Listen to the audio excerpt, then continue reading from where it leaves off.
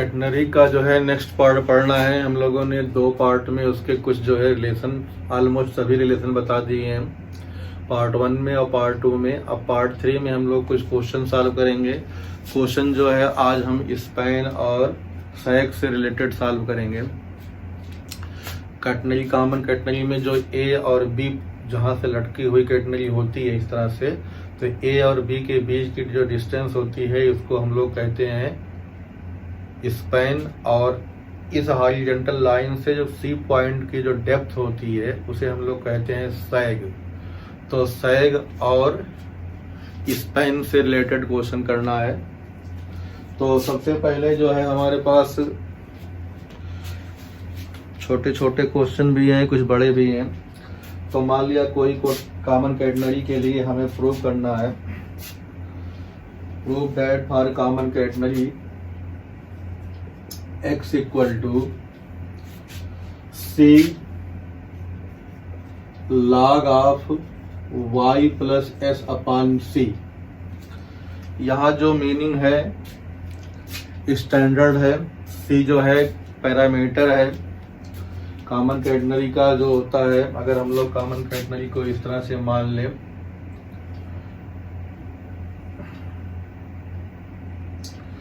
और ये इसकी वर्टिकल पोजीशन मान लें और ये एक्स एक्सिस मान लें, तो ये जो होता है इसे हम लोग कैपिटल सी मानते हैं। यहाँ से यहाँ तक को स्मॉल सी मानते हैं, और इस पॉइंट को ए और इसको बी मानते हैं, इस पॉइंट को डी मानते हैं, और इस पॉइंट को सी मानते हैं, इसको ओ एज्यूम कर लेते हैं। तो हमारे पास जो है अगर मान लिया यहाँ पे कोई इस तरह से टेंशन जो है क्रिएट करने वाली कोई टेंजेंट हो, तो ये बना हुआ एंगल साई होता है, ठीक। और यहाँ पे हमारे पास इस डायरेक्शन में एक टी नॉट होता है। टी नॉट कहते हैं लोएस्ट पॉइंट पे टेंशन, जो W इंटू सी के बराबर होता है। तो ये सब हमारे पास बेसिक चीज़ें जो थी हम लोगों ने इसको डिस्कस किया था। अब सबसे पहले हमारे पास जैसे क्वेश्चन में कहा है कि for common catenary prove that c equal to x equal to c log of y plus s upon c. अब सोल्यूशन जब करेंगे तो हमारे पास जो है सोल्यूशन में कुछ स्टेप्स जो हमारे पास फिक्स है, उन्हीं स्टेप को लेके हम लोग जो है क्वेश्चन को आगे बढ़ेंगे। तो अब हमारे पास कार्टेशियन, पैरामेट्रिक और जो है इंट्रिंसिक तीनों फॉर्म के इक्वेशन पता है। तो यहाँ पे हमारे पास एक्स वाई में रिजल्ट है, तो हम लोग क्या मान लेंगे, एक्स वाई जो अलग अलग होता है तो पैरामेट्रिक फॉर्म में होता है। तो हमारे पास पैरामेट्रिक, तो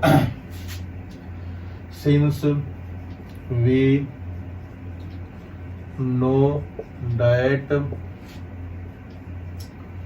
पैरामेट्रिक इक्वेशन ऑफ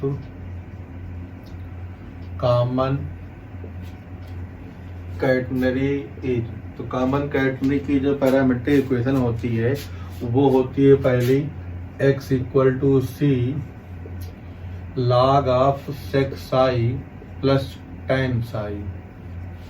ये इतनी बार रिजल्ट आएगा कि इसे जो है हर बच्चे के दिमाग में बैठ जाना चाहिए, और जो ना बैठे वो लिख लिख के याद कर ले, क्योंकि अगर पढ़ना है तो BSc सेकेंड ईयर में और आगे थर्ड ईयर में भी बार बार आएगा, और फ्यूचर में चाहे फिजिक्स पढ़ोगे या मैथ पढ़ोगे तो वहाँ भी मिलेगा। तो इसलिए इसको ज़रूरी है जानना। और y इक्वल टू हमारे पास हो जाएगा, y इक्वल टू हो जाएगा सी सेक साई। तो ये सारे रिजल्ट हमने डिराइव किए हैं, तुम लोगों ने भी अगर किया होगा तो हो गया होगा। और ज़रूरी है 2-2 3-3 बार जो है देख लो तो याद हो जाएगा, सोते सोते बैठते बैठते, और जितने भी क्वेश्चन आने हैं वो 100% सॉल्व हो जाएंगे। 4 क्वेश्चन, 5 क्वेश्चन, 6 क्वेश्चन आएगा, भले चाहे जितने नंबर का हो, लेकिन जो है ज़्यादा इसमें लिखने की मेहनत और कॉपी किताब खोलने की जरूरत नहीं है, बस खाली देखना ही है। कुछ याद करके जो है भी आंसर नंबर लाया जा सकता है। अब ये 2 तो हमारे पास कॉमन कैटनरी के इंट्रेंस पैरामेट्रिक फॉर्म हो गए, और इंट्रिंसिक भी होता है, but S equal to c tan psi, ये भी पता है इंट्रिंसिक इक्वेशन है। तो इतनी जो बेसिक चीज हमारे पास है वो हमारे पास ये सब चीजें थी, उन्हीं के यूज से हम लोग इस रिजल्ट को करेंगे। तो अब इक्वेशन ये देख लेंगे, सोल्यूशन में जो आएंगे तो therefore x equal to c log of, यहाँ से सेक्स आई की वैल्यू कितनी होगी देखो y अपान सी, और यहाँ से tan साई की s अपान सी। तो हमारे पास x इक्वल टू हो गया c log, एलसीएम लेंगे तो इस तरह से हमारे पास। तो ऐसे क्वेश्चन जो सिर्फ छोटी छोटी डिफिनीशन या छोटे छोटे प्रूविंग के ऊपर डिपेंड है तो तभी हो सकते हैं जब इसको 3-4 बार कोई पढ़ा होगा या देखा होगा। जब तक इसको जो है मेमोराइज नहीं करोगे, इसको देखोगे नहीं तो करना मुश्किल है।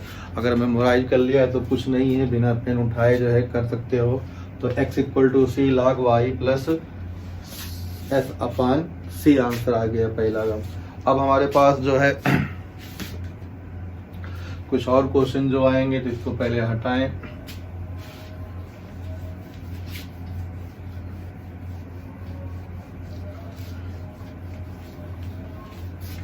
जितने रिलेशन है अगर वो रिलेशन याद रहेंगे, याद तभी हो सकता है जो 1-2 बार लिखोगे।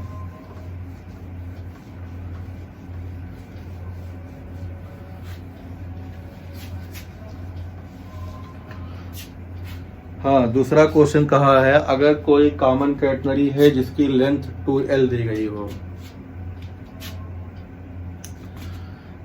तो हमारे पास जो है प्रूव करना है, और उसका जो सैग है वो ACB की वैल्यू गिवन में क्या है, ACB इक्वल टू 2L दिया गया है, और BC की वैल्यू जो दी गई है वो B दी गई है, और स्मॉल w जो होता है मास पर यूनिट लेंथ वो तो एज इट इज रहेगा। और हमारे पास प्रूव करना है कि जो है हॉरिजॉन्टल कंपोनेंट ऑफ टेंशन या T0 की जो वैल्यू आएगी वो वैल्यू होगी हमारे पास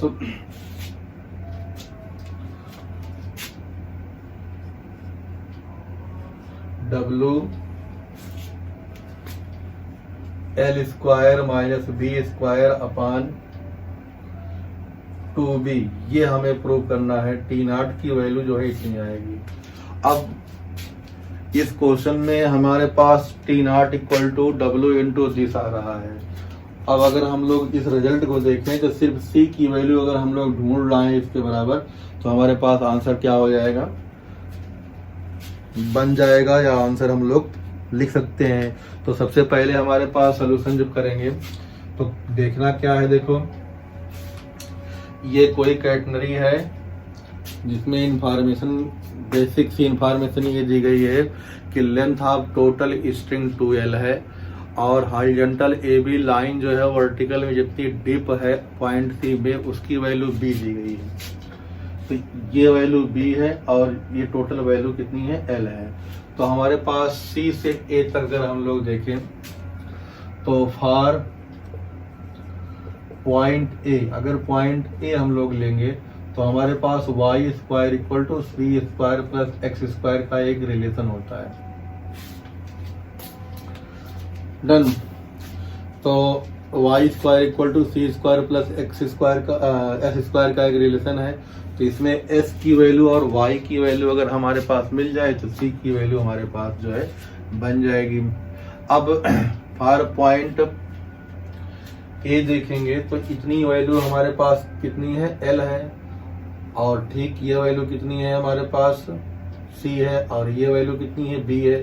तो इसका पूरा जो है हाइट जिसे हम लोग ऑर्डिनेट कहते हैं, ऑर्डिनेट कितना इसका हो जाएगा, B प्लस C। तो y की वैल्यू कितनी हो जाएगी, B प्लस C। तो y equal to B plus C हो जाएगा, और S इक्वल टू हमारे पास C से A, इसकी वैल्यू L हो जाएगी। इन वैल्यूज को इसमें रखो तो b प्लस सी का whole square equal to C square plus L square.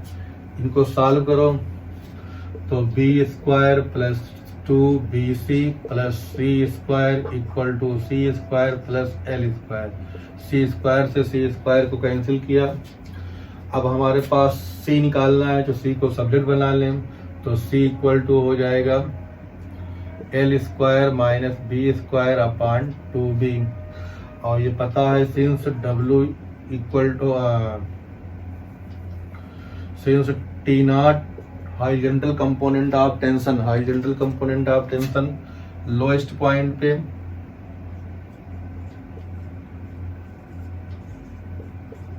Horizontal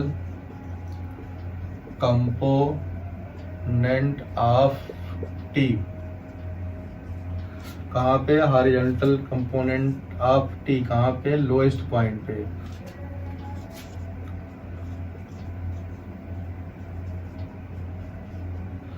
और जो है दूसरी बात ये होती है कि horizontal component of tension through out string क्या होती है, कांस्टेंट होती है।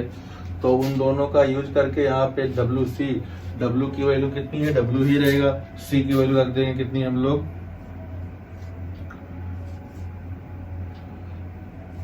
L square minus b square upon 2b।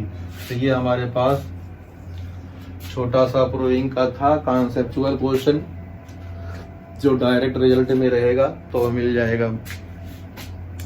अब हमारे पास जो है नेक्स्ट क्वेश्चन के लिए देखते हैं क्या है। तो इसको पहले हम गिवन इनफॉर्म डायग्राम नहीं हटाएंगे, डायग्राम लगभग सबका एक जैसा बनता है।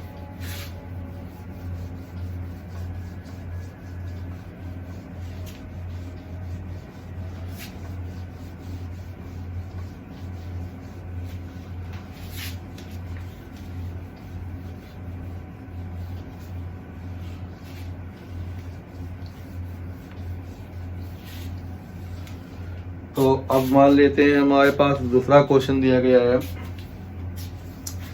दूसरा क्वेश्चन जो नेक्स्ट क्वेश्चन होगा वो भी इसी फॉर्म में रहेगा। अब की देखते हैं क्या प्रूव करना है। तो कॉमन कैटेगरी में जो कोई अपर पॉइंट होगा, मान लीजिए इसे यहाँ पे ए या बी है, तो पॉइंट ए पे लगने वाली टेंशन और पॉइंट सी पे लगने वाली टेंशन दोनों का रेशियो डिफरेंट डिफरेंट देके क्वेश्चन बनता है। तो मान लेते हैं हमारे पास कोई क्वेश्चन ऐसा दिया गया है कि the tension at highest point and tension at lowest point have ratio n, तो T upon T nought equal to n, have ratio n, then prove that in this case maximum span या span AB equal to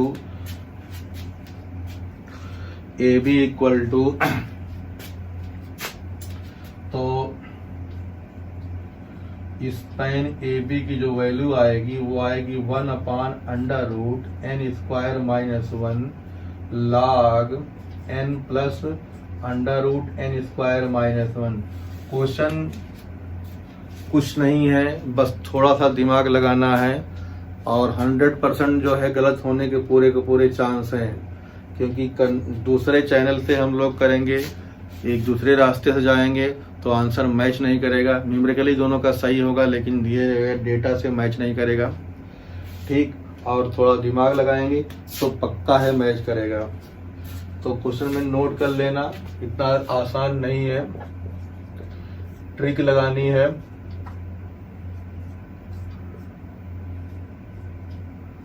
answer निकालने के लिए trick लगानी है, थोड़ा सा कुछ याद भी कभी कभी करना पड़ जाता है। और गिवन में हमारे पास है कि पॉइंट ए पे लगने वाली टेंशन और पॉइंट सी पे लगने वाली टेंशन का रेशियो n है, और लेंथ ऑफ स्ट्रिंग जो है हमारे पास वो टोटल l है। तो यहाँ पे हमारे पास ACB की वैल्यू l दी गई है, T अपॉन T नॉट की वैल्यू n दी गई है। ये दो इंफॉर्मेशन जो है दी गई है। प्रूफ हमें करना है span 2b equal to span 2x equal to या span AB equal to b 2x equal to इतना। तो सॉल्यूशन शुरू करते हैं वहीं से। तो सॉल्यूशन में हमारे पास जो है सबसे पहले क्या ले लेंगे, अब t की वैल्यू हमारे पास क्या होती है, देखो t की वैल्यू होती है WYA। क्यों लगाया है, क्योंकि पॉइंट A पर है। और T0 की वैल्यू होती है WC। और गिवन रिलेशन है T equal to n T0। Value substitute कर दो, तो WYA इक्वल टू NWC, तो W से कैंसिल हो गया, तो YA इक्वल टू हो जाएगा NC। एक रिजल्ट तो हमारे पास आ गया। अब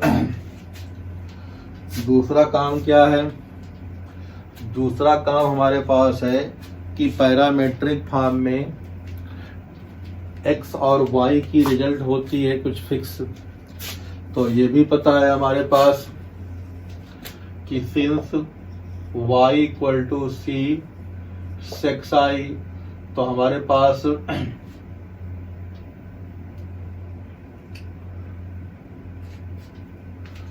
तो वैल्यू सब्स्टिट्यूट कर दें फॉर पॉइंट A के लिए, तो हो जाएगा c sec i equal to NC, तो c से c कैंसिल, तो हमारे पास सेक्स i इक्वल टू आ गया n। अब यहां तक करना तो कुछ नहीं था, निकाल लिया हमने। अब नोट जो कराया है इसी पे सोचना है कि यहाँ पे क्या करना है कि नोट का यूज जो है हो जाए, या आंसर जो है सही निकले, रॉन्ग ना होने पाए। तो हमें पता है स्पैन 2x मतलब AB, तो AB इक्वल टू कितना होता है 2x, x की वैल्यू होती है c log of sex i plus tens i। तो अब यहाँ पे हम लोग अगर सेक्स i की वैल्यू n रखेंगे तो टेंस i की वैल्यू ये कहाँ से लाएंगे, ये समस्या है। अगर हम ट्रायंगल बना लेते हैं तो टेन में हमारे पास जो है परपेंडिकुलर और बेस आएगा, और सेक में हमारे पास जो है बेस अपन हाइपोटेन्यूज होता है। तो यहाँ से हाइपोटेन्यूज की वैल्यू 1 हुई तो परपेंडिकुलर की वैल्यू जाएगी under root n square minus 1, तो यहाँ से अपान n एक बच जाएगा, जिससे आंसर क्या होगा, मैच नहीं करेगा। तो यहाँ बचना होता है कि टेन साई की वैल्यू में जो है हम लोग ट्राइंगल का यूज ना करके ट्रिग्नोमेट्रिकल आइडेंटिटी का यूज करेंगे, जो बहुत क्लियर कहीं कहीं पर करना पड़ता है, हर जगह नहीं। तो अब हमारे पास जो है और c की वैल्यू निकालना है, तो c की वैल्यू निकालने के लिए हम ये वैल्यू हटा दें।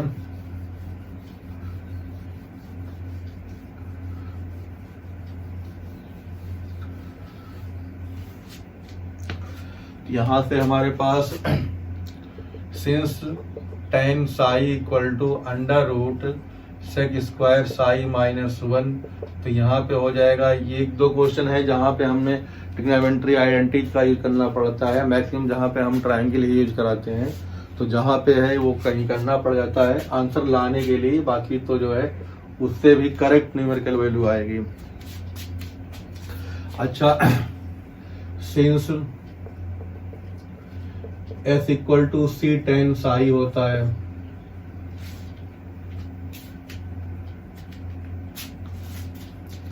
तो s यहां से देखेंगे तो s की वैल्यू कितनी होगी L/2।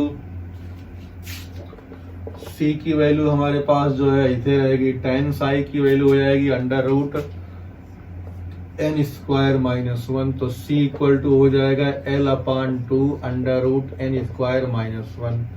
अब यहाँ पे लगाओ तो 2c के प्लेस पे कितना हो जाएगा L/2 under root n square minus 1 log, यहाँ पे L है, log सेक साई की वैल्यू n और इसकी वैल्यू n स्क्वायर माइनस 1, तो ये 2 कैंसिल हो गया। स्पैन की वैल्यू जो थी हमारे पास, स्पैन इक्वल टू आ गया L/, under root n square minus 1 log n plus under root n square minus 1। तो इस हिसाब से हमारे पास जो दिया गया था स्पैन प्रूफ करना था उतना हमने कर दिया। अब इसी में किसी क्वेश्चन में हम लोग न्यूमेरिकल वैल्यू से भी कर लेते हैं। 4 सेक्शन में हम लोग इसके क्वेश्चन को कर सकते हैं। एक स्पैन और सैग से, दूसरा होता है moment of any body from up to down, down to up या लेफ्ट टू राइट, तीसरा होता है अप्रॉक्सीमेशन, चौथा होता है मिसलेनियस। तो पहले दूसरे से ही जो है ऑब्जेक्टिव क्वेश्चन ज़्यादा बनेंगे, तो पहले दूसरा कराएंगे, बाकी किताब से करो, जहाँ ना आए समझ में तो वहाँ पूछ सकते हो, या जो भी है उसका जो है देख लिया जाएगा। तो अगले क्वेश्चन के लिए पहले हम लोग इसकी जगह खाली करें।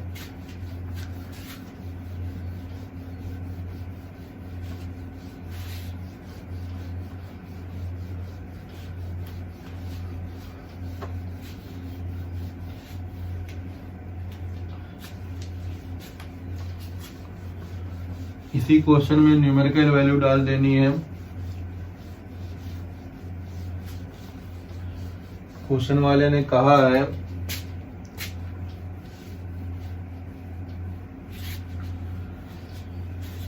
कि अगर हमारे पास कोई कैटनरी है, common catenary,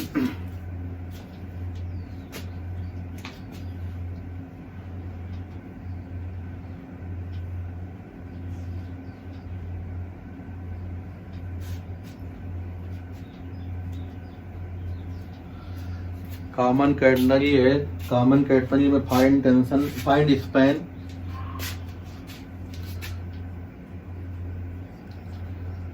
find span if T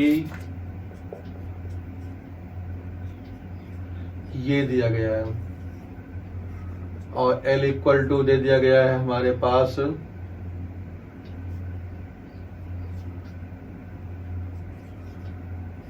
total length दी गई है। तो इस केस में टेंशन का रिलेशन और टोटल लेंथ दिया गया है, तो स्पैन निकालना है। तो सबसे पहले हम लोग जो रिलेशन जो निकालेंगे वो होगा, तो यहाँ पे हमारे पास T की वैल्यू होती है WY इक्वल टू 2WC, तो W कैंसिल हो जाएगा, तो Y इक्वल टू हो जाएगा 2C, और Y की वैल्यू जो होती है वो होती है C sec psi, तो ये 2C कैंसिल हो जाएगा, तो sec psi इक्वल टू 2 हो जाएगा। तो tan psi की वैल्यू कितनी हो जाएगी, √4 - 1 3 हो जाएगी। फिर ट्राइंगल का यूज नहीं करेंगे, आइडेंटिटी का यूज करेंगे, तो ये हमारे पास आ गया। फिर उसके बाद जो है हमारे पास C की वैल्यू भी निकालनी होगी, तो since S equal to C tan psi, तो S के प्लेस पे L/2, C ऐसे रहा, tan psi की वैल्यू √3, तो हमारे पास जो है तो इन टर्म ऑफ L ही निकाल दें, तो हमारे पास हो जाएगा स्पाइन 2x इक्वल टू हो जाएगा 2C log sec psi plus tan psi, तो 2C की वैल्यू अगर रखेंगे तो L/√3 हो जाएगी, L/√3 log sec psi की वैल्यू 2 हो गई, यहाँ पे √3। तो ये हमारे पास जो है 2x की वैल्यू, स्पैन की वैल्यू एक इस तरह से भी निकल आएगी। तो एक हमारे पास न्यूमेरिकली जो है स्पैन वाला क्वेश्चन हो जाएगा।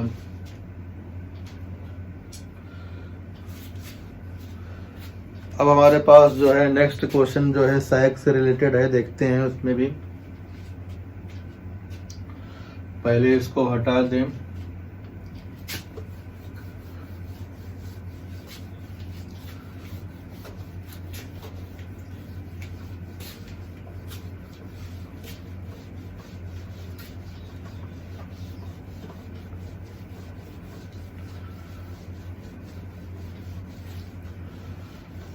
डिफिनीशन के अकॉर्डिंग इसमें जो है हमारे पास एक कॉन्सेप्ट है, अगर हमारे पास किसी वर्टिकल पॉइंट पर टेंशन की वैल्यू जो होगी मैक्सिमम होगी तो उस केस में मैक्सिमम सैग होगा, मैक्सिमम स्पैन होगा। तो मैक्सिमम स्पैन के केस में हमारे पास सैग जो दिया गया है वो इस क्वेश्चन में देखना है। तो क्वेश्चन हमारे पास है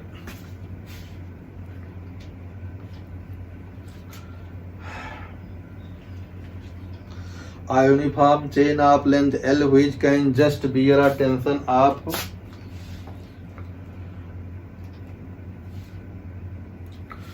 n time its weight। तो n टाइम इट्स वेट इन्होंने टेंशन बता दिया है। तो हमारे पास t की वैल्यू कितनी हो जाएगी, t इक्वल टू हो जाएगा n W Y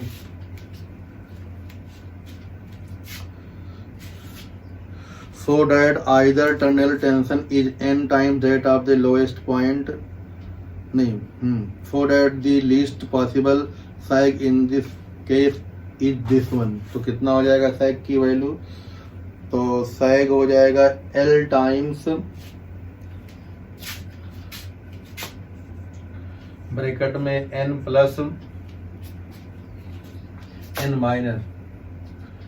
minus under root n square -1/4। तो ये सैग की वैल्यू है, किसकी वैल्यू है, सैग की वैल्यू है। जब हमारे पास मैक्सिमम टेंशन होगी तो डीसी की वैल्यू बतानी है। तो डीसी की वैल्यू बतानी है, तो डीसी में हमारे पास जो है वैल्यू, पहले हम डीसी को निकालने के लिए ओसी, ओडी और ओसी होना चाहिए। तो ओडी के लिए हमारे पास वाई की वैल्यू निकलनी चाहिए। तो हमारे पास सिंस टी इक्वल टू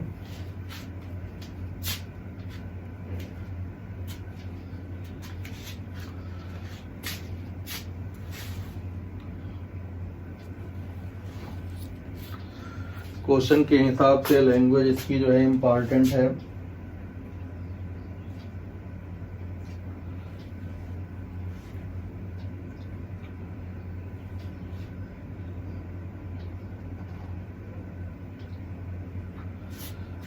अब जो टेंशन दी गई है दोनों टेंशन को बराबर कर लें, तो हमारे पास जो एक रिजल्ट होता है since T equal to W Y, ये रिजल्ट हमारे पास होता है। और गिवन कितना है, T equal to N W Y. ये मैक्सिमम स्पैन के केस में है, उस केस में जो है लीस्ट सैग निकलेगा। ये हमें चाहिए आंसर। तो दोनों टी को इक्वेट कर दो, वाई से वाई कैंसिल हो जाएगा। तो ये वाई ए यहाँ पे है।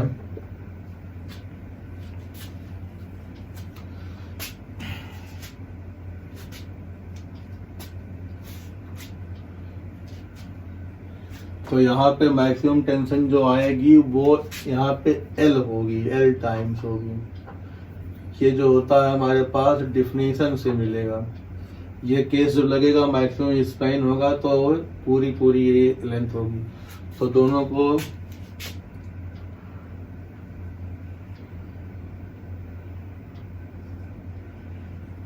और यहाँ पे ये हो गया वैल्यू। तो इक्वेट करने पे हमारे पास डब्ल्यू कैंसिल होगा, तो वाई ए इक्वल टू हो जाएगा एन एल। वाई ए जो होगा हमारे पास पॉइंट ए का कोऑर्डिनेट मतलब जो है ओडी होगा। अब एल की वैल्यू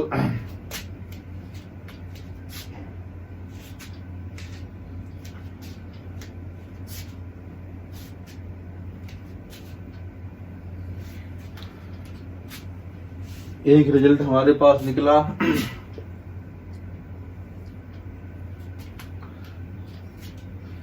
अब दूसरा देखो, since S equal to L/2 होगा और S equal to C tan psi होता है। यहां से देख लेते हैं,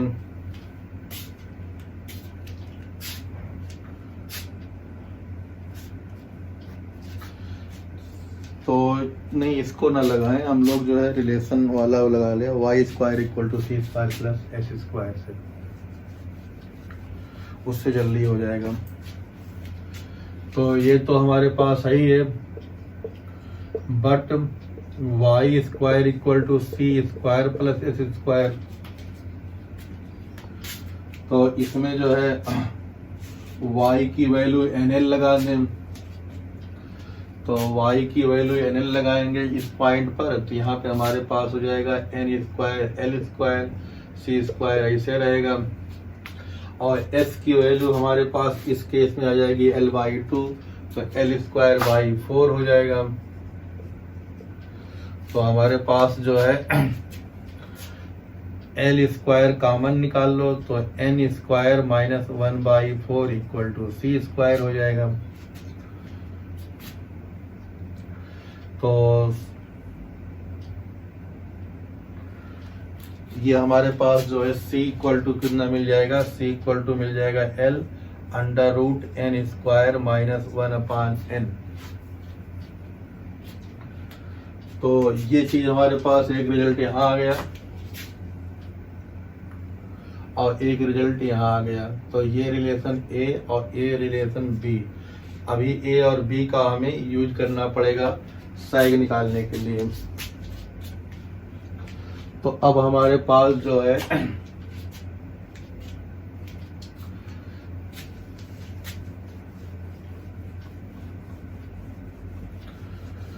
तो रिजल्ट जो है वो